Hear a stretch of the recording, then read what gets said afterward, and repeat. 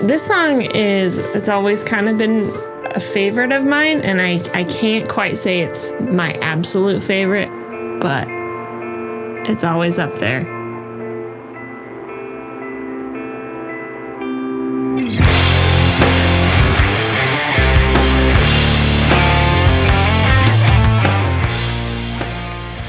You want 4 counts or 8? 8.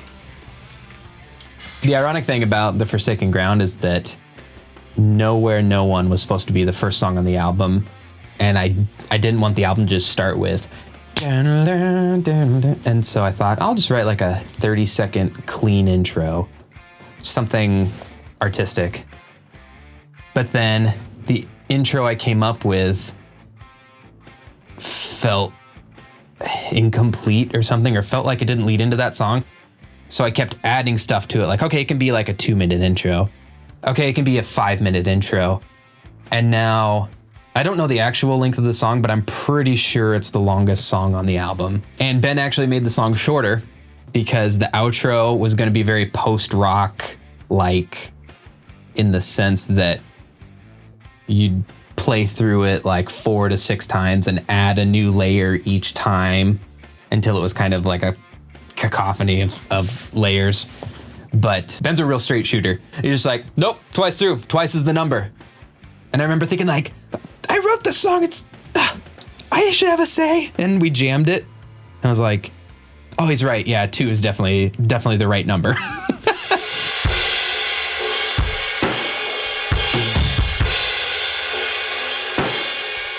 I originally really went for it on this one, but it was too much.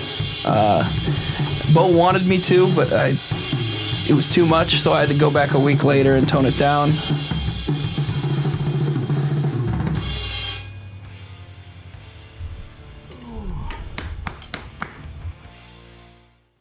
My buddy Dustin taught me in high school that like when you could go to Hastings and scan the CD and listen to 30-second clips of the songs on the album, he's like, never listen to the first song because bands always try to impress you with the first song. You always listen to the second song. Oh, okay. I think he was right. Like I think there's something to that. And this song is in total violation of that. This song brings things to the table. There are things I love about it, but it's like long. It's pretty progressive. It's not particularly catchy, though it can be. It's just, you can get there, but it's not the kind of song that hits you right away. The reason it is where it is for conceptual reasons, because lyrically this song kind of sets the stage for the loose concept of the album.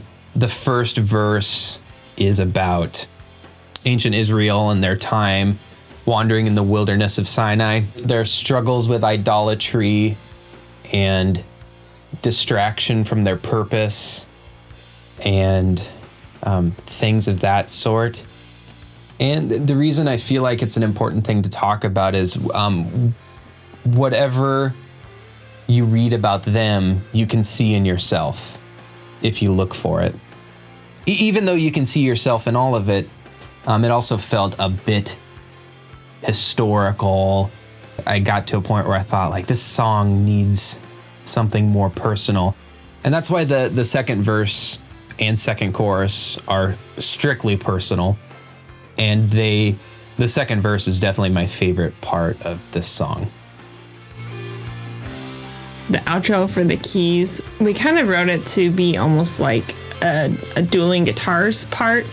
So it's kind of got that feel to it, but it's with the synth and the guitar. And it's just a lot of fun for me to play.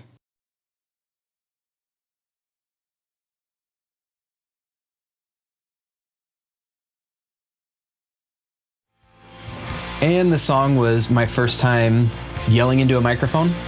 I barely even know how to sing, let alone like adding something to it.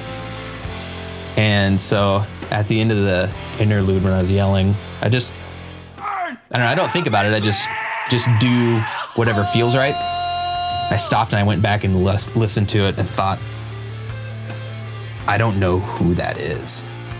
So that was a very strange moment for me. So the round part, the vocal round in the middle, We actually had friends come over, just kind of randomly, and they'd show up and we'd feed them dinner, and then we'd say, hey, you want to sing on our album? So we'd have them in the music room here, and Bode set up a mic real quick. Sometimes it's good to knock songs out, but some songs I appreciate that they took a long time and that we had time to sit on them, because 6 months later, you'll have an idea that you, looking back, feel like you couldn't do without. And my favorite moment on this song is one of those. It's the second verse, that halftime part.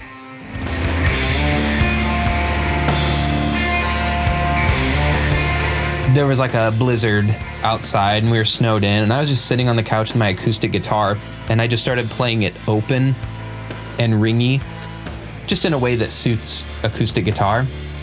And I loved it, and I wanted to find a way to work that into the song, and now that big, heavy halftime moment is my favorite part of the song. So I'm glad that I had time to sit around and pluck on the guitar and just noodle around and come up with ideas. And Bo's guitars just have so much attitude. It's good.